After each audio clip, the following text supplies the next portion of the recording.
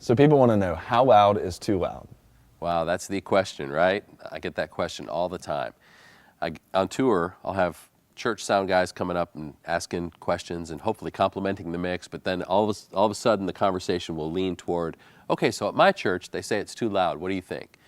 Well, in some way it's an irrelevant question, because I can make 80 dB sound like you want to turn it off, and I can make 110 sound pleasing and pleasant. So it's not about a number. I think especially people who don't have an experience with live sound, you know, another church staff person or somebody else might have read something about, well, if it's this, then it's okay, you know, or people talk and whatever. So, well, it can't be louder than 90, or it can't be louder than 100, or it can't be whatever.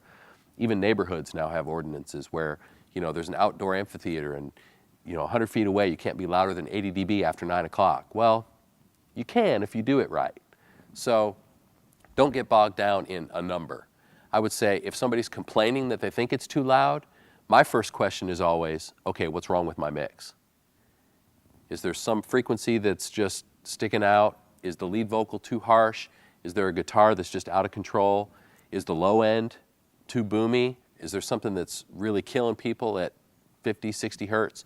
Those are the kind of questions that you need to be asking. So again, we talk about approaching things from a musical standpoint.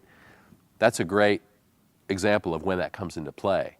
It's like, okay, as I'm sitting here listening, why do people think this music is too loud? It might be just the harshness of an electric guitar.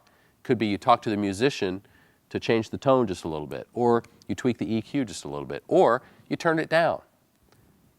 A lot of those things come into play. So again, it's approaching it not with a number in mind, because you show your sound meter to the staff person, say, see, it's only 92. It could still be really annoying.